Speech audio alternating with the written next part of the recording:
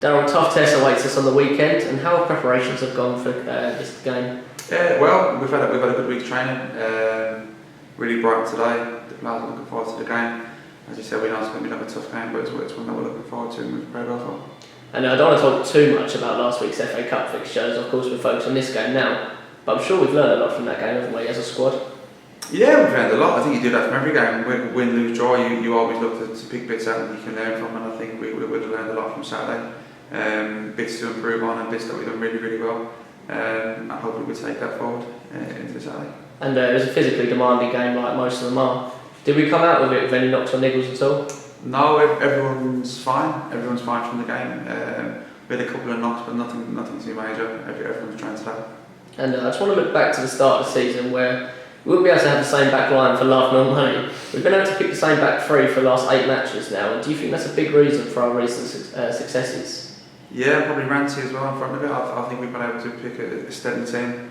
Across, there's probably been 1 or 2 changes, maybe per game, over that block of games. And I've said all along, I don't know, sometimes it might sound like an excuse, but if you can consistently pick the same team, you consistently tend to get results.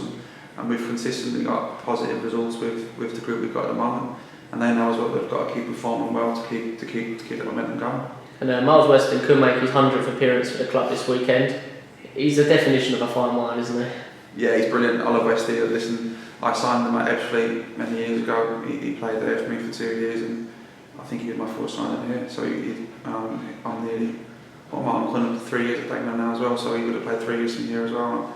And he's just one of them players who never let you down. He's a leader in the changing room.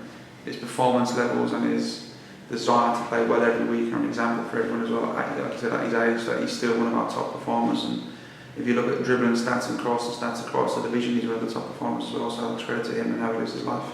And you mentioned in your programme notes to me that Torquay have been unlucky this season. Well, they don't really deserve to be in the position they're in. I'm sure you've done your research on them, and what has impressed you with them?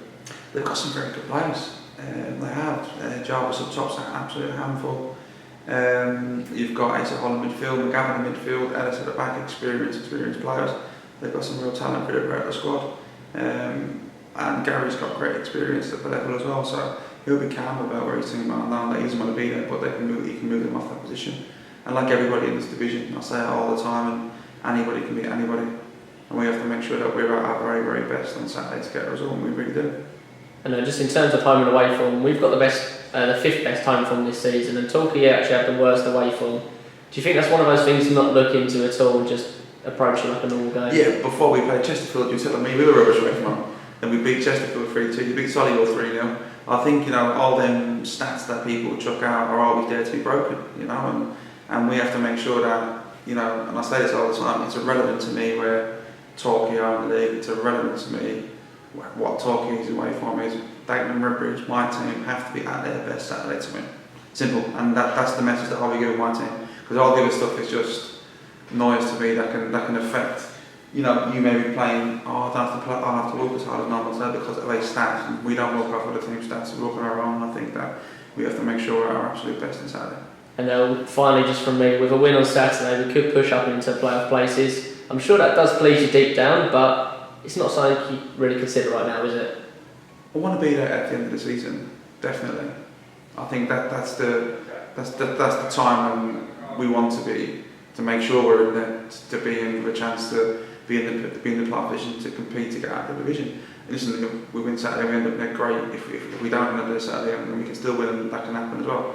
And I'm just focused on making sure that we play well Saturday and try and get that win again. But all we can really focus on for us as a group is our performance and making sure we perform right and behave right and attack the game properly, and we will do that.